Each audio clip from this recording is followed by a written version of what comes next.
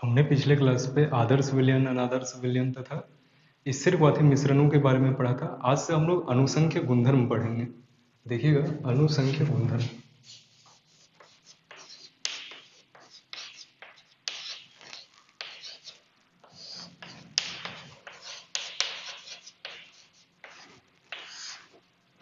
English में इसे colligative property कहा जाता है। अनुसंख्य गुणधर्म होता क्या है, तो इसकी परिभाषा यहीं पे आपको दिख रही होगी कि किसी भी विलयन के ऐसा गुण जो अणुओं की संख्या पर निर्भर करे। ऐसा कोई भी गुण जो विलयन का होना चाहिए, तनु विलयन होना चाहिए, उस पर हम जरूर से डिस्कस करेंगे। ऐसा कोई भी गुण जो अणुओं की संख्या पे निर्भर करनी चाहिए, प्रकृति पर नहीं। वो कैसा, इससे हमें कोई मतलब नहीं है, वो कितना है इस बात से हमें मतलब है। तो आप कहिएगा कि ये अनुसंख्य गुणधर्म है। अवाष्पशील विलेय वाले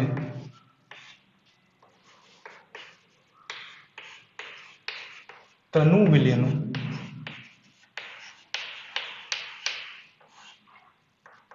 कि वे गुण जो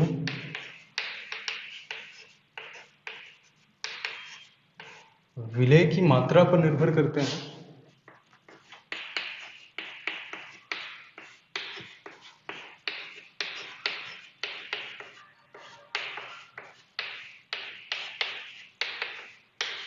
प्रकृति पर नहीं।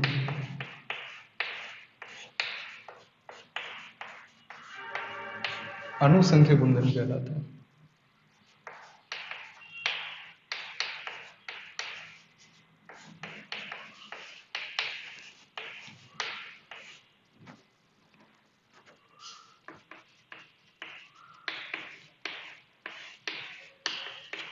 दो तीन चीजों को यहीं से आप क्लियर रहिए।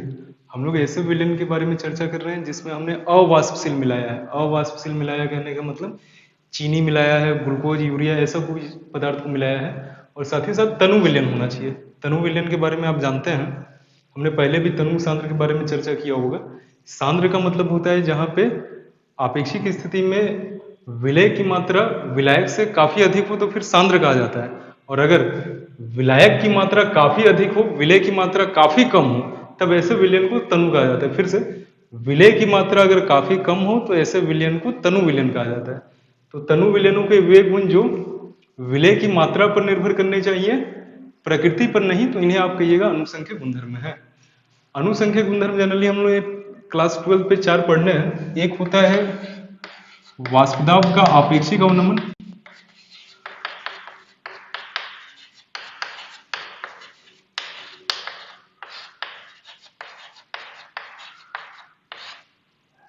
दूसरा होता है क्वथनांक का उन्नयन यानी वृद्धि, हिमांक का अवनमन,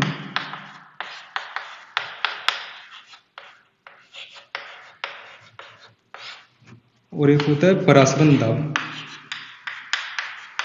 या परासरणी दाब। जब कभी भी आप अवाष्पशील विलय अगर मिलाते हैं तो 4 प्रकार के प्रभाव उत्पन्न हो सकते हैं जिनके बारे में हमें पढ़ना है। पहला, वाष्पदाब का आपेक्षिक अवनमन। इसे हमने राउल्ट के नियम में ही पढ़ा था। जब कभी भी अवाष्पशील विलय कुछ मिलाया जाता है तो उसके वाष्पदाब में कमी आती है। दूसरा, अगर किसी भी द्रव में अवाष्पशील कुछ मिलाया जाए तो उसके क्वथनांक में वृद्धि होती है। उदाहरण के लिए, आपको पता है जल 100 डिग्री सेल्सियस पर उबलता है, लेकिन अगर उसमें हम लोग जरा सा चीनी या फिर हम लोग यूरिया वगैरह मिला दें तो फिर आपको दिखेगा कि उसका क्वथनांक अब 100 डिग्री से बढ़ जाता है। 100 डिग्री से ऊपर यानी कि हो सकता है 101 या 102 डिग्री पे उबलेगा, या उससे भी अधिक हो सकता है। तो जब कभी भी कुछ अवाष्पशील मिलाया जाता है तो द्रव के क्वथनांक में वृद्धि होती है। साथ ही साथ अवाष्पशील विलय मिलाने से हिमांक में कमी आती है। अगर जल 0 डिग्री सेल्सियस पर जमता है तो अगर आप कुछ मिलाएं, यानी कि अगर आपने अवाष्पशील मिलाया, ग्लूकोज मिला दिया, चीनी मिला दिया, तो अब आपको दिखेगा कि इसका हिमांक पीछे चला गया है। पीछे चला गया है यानी कि ये हो सकता है -2 डिग्री, -3 डिग्री पे जमेगा। अब ये 0 डिग्री पे नहीं जमेगा, यानी कि हिमांक और घट जाएगा। परासरण दाब को समझने के लिए हम लोग परासरण पहले पढ़ेंगे, उसके बाद फिर परासरण दाब पाएंगे। तो आइए एक एक करके हम लोग अनुसंख्यक गुणधर्म के बारे में पढ़ेंगे तो पहला अनुसंख्यक गुणधर्म वाष्पदाब का आपेक्षिक अवनमन।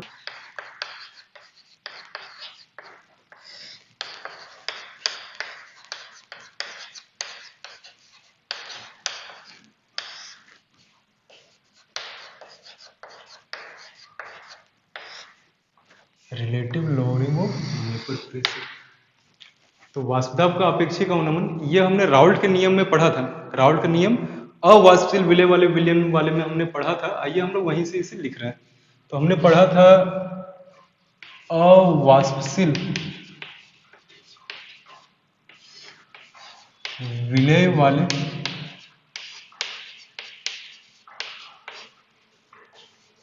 विलयन के लिए राउल्ट के नियम से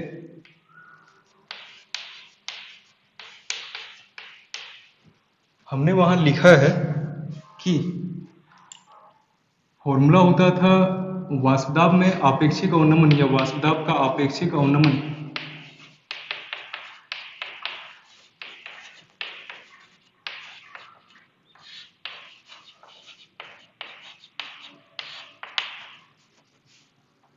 P naught A minus P A by P naught A equal x B, यानी कि विलय का मूल अंश। ये जो हमने व्यंजक या सूत्र लिखा है ये हमने राउल्ट के नियम पे ही निकाला था। वाष्पदाब में आपेक्षिक अवनमन को P naught A minus P A by P naught A से दर्शाते हैं, जो विलय के अवाष्पशील विलय के मूल अंश के समान होता है। इसमें से कौन किसको दर्शाता है? तो आपको पता है पी नोट ए दर्शाता है शुद्ध द्रव के वाष्पदाब को, और पी ए दर्शाता है विलयन में विलायक के वाष्पदाब को या द्रव के वाष्पदाब को। P naught A minus P ए जब करते हैं तो हमें वाष्पदाब में अवनमन मिलता है, और P naught A minus P ए को पी नोट ए से भाग दे देने से हमें वाष्पदाब में आपेक्षिक अवनमन मिलता है। तो ये तो है राउल्ट के नियम से हमने यहाँ तक पढ़ा था। हमें हर अनुसंख्यक गुणधर्म में विलय के मोलर द्रव्यमान के लिए हमें व्यंजक निकालना या सूत्र बनाना है। तो हम लोग हर फॉर्मूला को फिर से आगे हल करके हम लोग क्या करेंगे, एम बी, एम यानी मोलर द्रव्यमान और बी मतलब विलय का, तो विलय के मोलर द्रव्यमान के लिए सूत्र हम लोग निकालेंगे। तो आइए हम लोग इसे भी थोड़ा हल करेंगे जिससे हम लोग एम बी के लिए सूत्र बना पाए। तो हम लोग विलय के मोलर द्रव्यमान का परिकलन कर रहे हैं। मोलर द्रव्यमान को एम से और आप जानते हैं विलय को बी से दर्शाते हैं।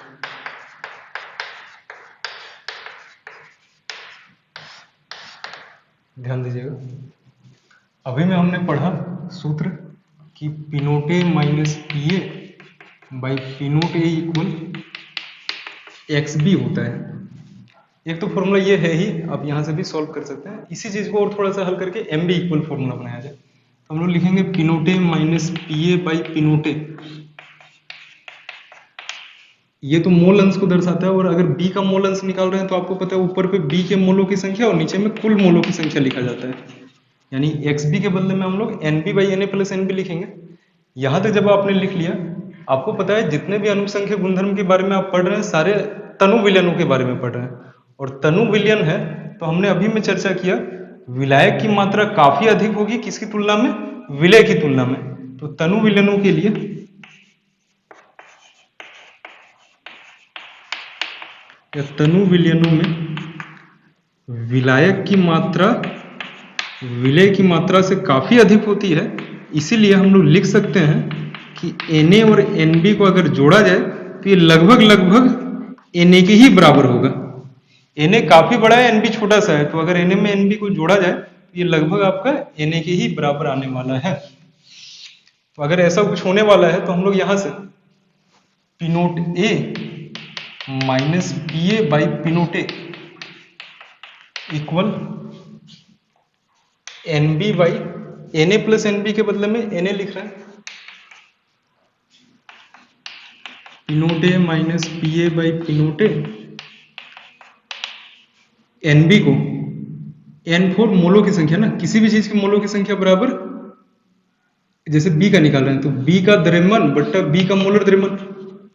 उसी प्रकार से ए का जब लिखेंगे तो ए का द्रव्यमान इसे भाग देंगे ए के मोलर द्रव्यमान से। तो आपको पता है भाग दे रहे हैं तो ये पलट जाएगा, तो ये ऊपर आ गया, ये नीचे आ गया, तो ये बन गया मेरा P naught A minus P A by P naught A equal M A ऊपर चला गया ना, W B into M A by W A into M B. एक तो मैं इसे भी फॉर्मूला पे रख रहा हूँ, और साथ ही साथ क्योंकि हम लोग बोले हैं कि हम लोग विलय का मोलर द्रव्यमान एम बी को अकेला करेंगे, तो आइए एम बी को अकेला कर लेते हैं। तो एम बी दूसरी साइड गया, ये सारे इधर आ गए, तो एम बी इक्वल मेरा फॉर्मूला बन गया डब्ल्यू B into M A into, ये ऊपर आ गया ना, P naught A divided by W A into P naught A minus P A.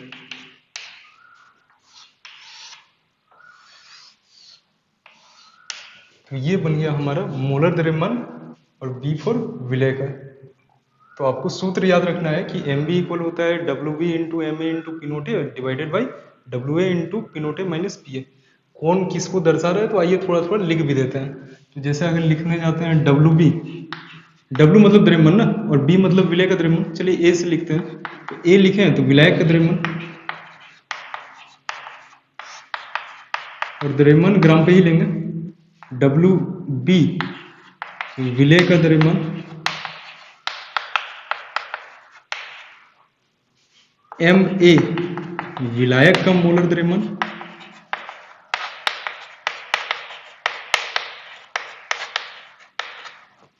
M B ऐसे ये तो ऊपर लिखा ही हुआ है विलय का मोलर द्रव्यमान।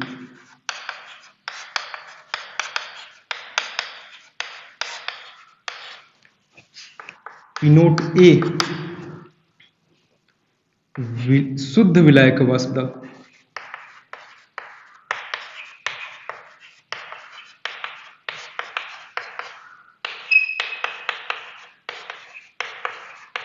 और ये है विलियन में विलायक का वाष्प दाब।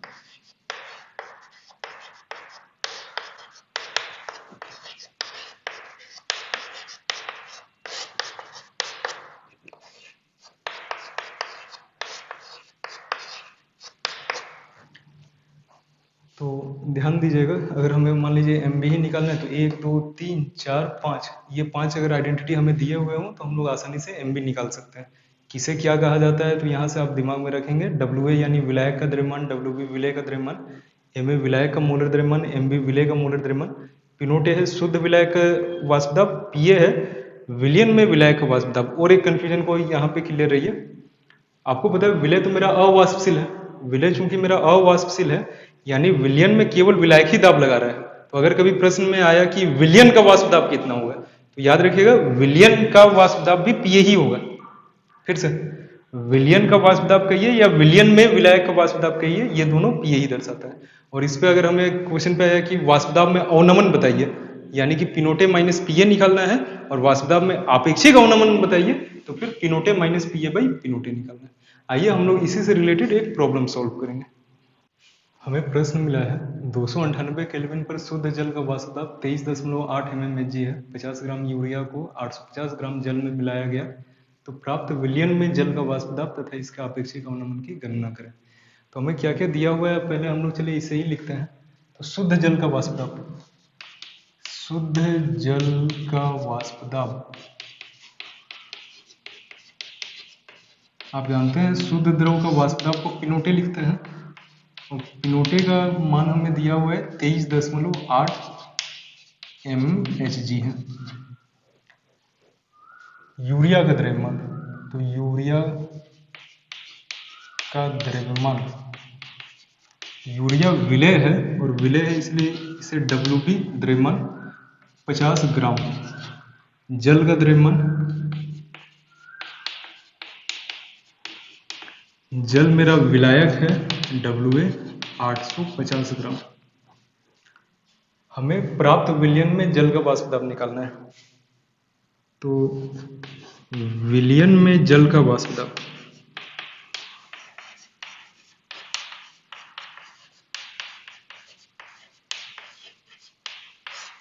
विलियन में जल का वाष्प दाब यानी कि हमें विलियन में विलायक का वाष्प दाब बताना है, तो हम लोग इसे पीए लिखेंगे।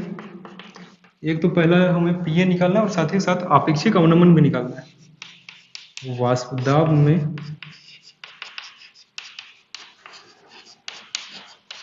आपेक्षिक अवनमन,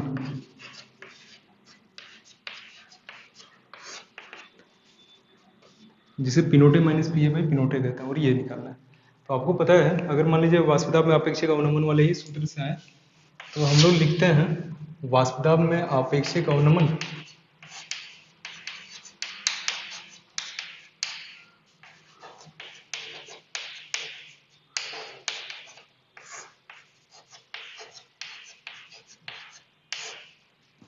इक्वल वाष्प दाब में आपेक्षिक अवनमन बराबर होता है P naught minus PA divided by पिनोटे। पहले वाले फॉर्मूला से लिखेंगे तो वहाँ पे एक्स भी लिखते थे, आप चाहें तो मोल अंश निकाल कर भी बना सकते हैं, आंसर वही आसपास रहेगा। नहीं तो दूसरा आपके लिए आज में हमने फॉर्मूला बनाया है P naught minus P A by P naught equal formula होता है W B into M A by W A into M B. तो इस सूत्र को अगर आप देखें तो डब्ल्यू ए डब्ल्यू बी ये तो पता है, एम ए एम बी यानी कि हमने मोलर मास निकाला नहीं है। आइए हम लोग पहले मोलर मास निकाल लेते हैं। यूरिया सूत्र दिया हुआ हो तो मोलर मास जरूर निकाल सकते हैं। NH2CO NH2 का मोलर द्रव्यमान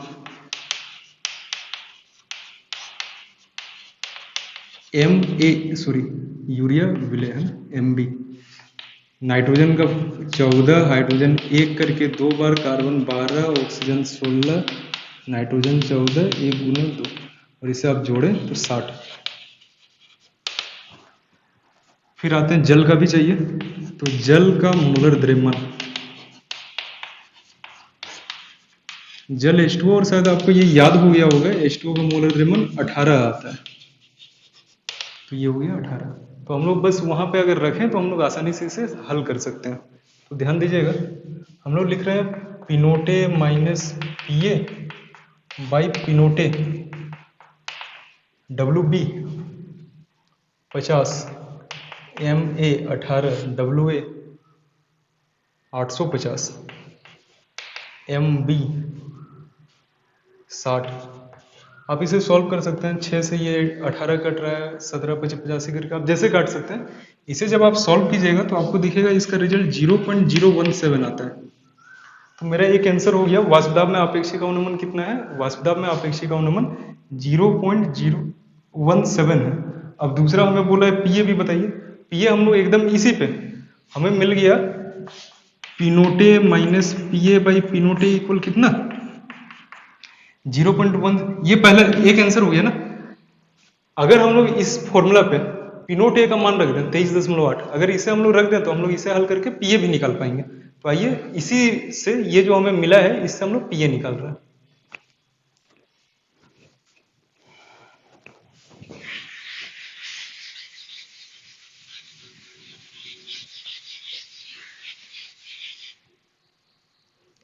तो पिनोटे minus PA by P naught equal 0.017।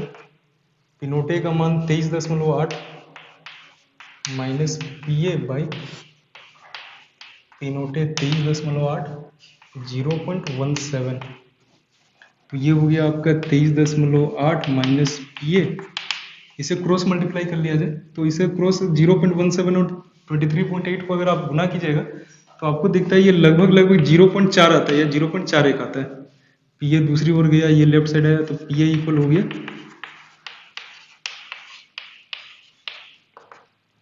इसे अगर सब्ट्रैक्ट करते हैं तो ये हो गया 239 mmHg।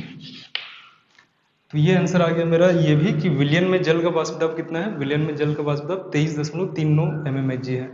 और हर बार से बोलते हैं कि शुद्ध वाले का वाष्प दाब देखिए अधिक होता है 23.8, और ये जो पीए है यानी कि विलियन में जो होता है वो थोड़ा कम होता है। तो आज में हमने पढ़ा वाष्प दाब में आपेक्षिक अवनमन क्या होता है, इससे रिलेटेड क्वेश्चन वगैरह हल किया। अगले क्लास पे हम लोग क्वथनांक में उन्नयन इसके बारे में पढ़ेंगे। हर एक क्लास पे हम लोग एक अनुसंख्यक गुणधर्म पढ़ते जाएंगे, साथ में उसके क्वेश्चन को हल करते जाएंगे।